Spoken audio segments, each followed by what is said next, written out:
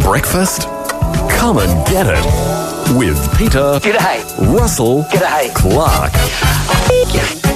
That's right, it is time for Peter Russell-Clarke in the Festival of the Beard. Peter, good morning, sir. The trouble is there's more than me in this beard at times. I get quite itchy. Really? I think there is more. Well, how long have you had the beard for? I've had the beard for something like, I'm 73 very shortly, and I got it when I was about 20. Wow.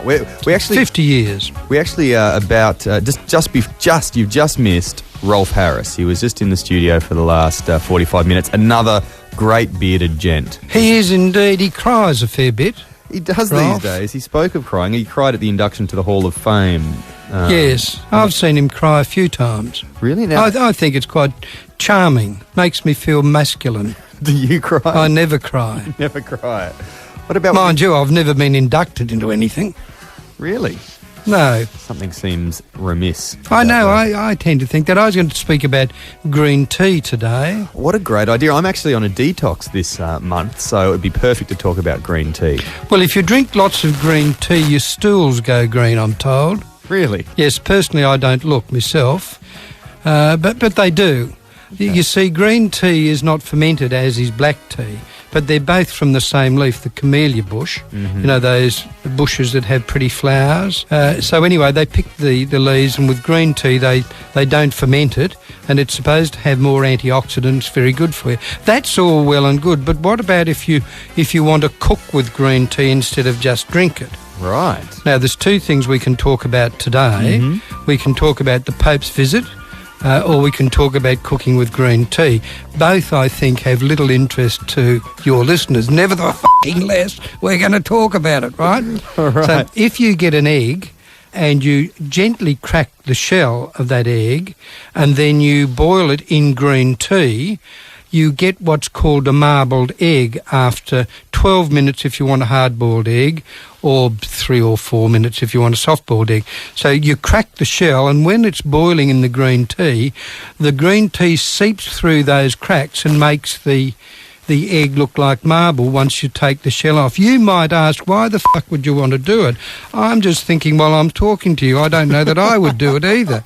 But if you're Chinese, it's a bloody great idea to amuse the rest of the family. And afterwards, if you wish, we can talk about cooking a chicken breast, which is far more interesting. Brilliant. Well, what comes first today? The egg came before the chicken. After a couple of songs, Peter Russell-Clarke, you're going to be back with another recipe. The Festival of the Beard continues. First Rolf Harris and now Peter Russell-Clarke. You said before that you don't cry.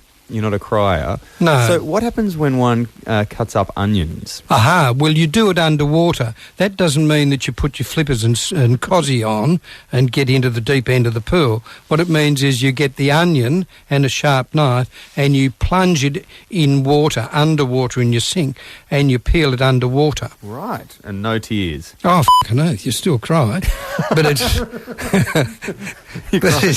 well, I don't know. I've never done it. It seems a bloody... You were talking before about what came first, the chicken or the egg. Yes.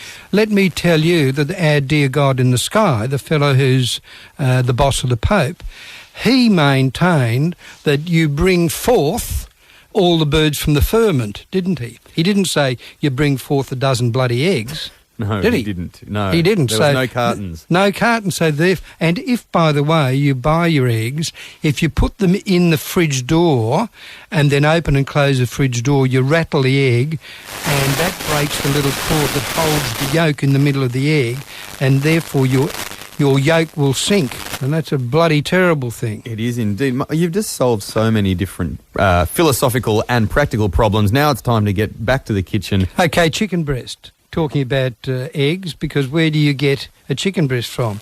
You get a chicken breast from an egg. Well, that's where it started. Mm-hmm. When you get the chicken breast, in a pan with just slightly sprayed with oil, olive oil, pour some green tea, boil that green tea up until it reduces a little bit, and then pop your chicken breast in.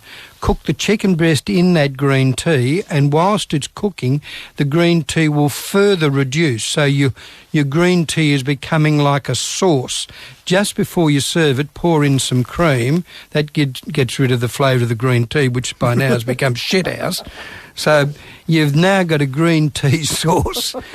What you do then is you open the window, tip the whole bloody lot out and go down the road and get a Big Mac. No. It's really lovely. And if you want to, when you've cooked the chicken breast in your cream and green tea, then you can sprinkle some crushed green tea leaves on it.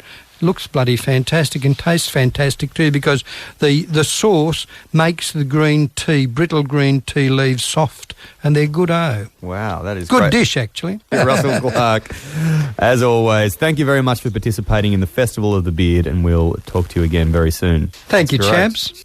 Robbie, Marique and the Doctor Forgotten all my education and become a real person now. Awesome. on Triple J.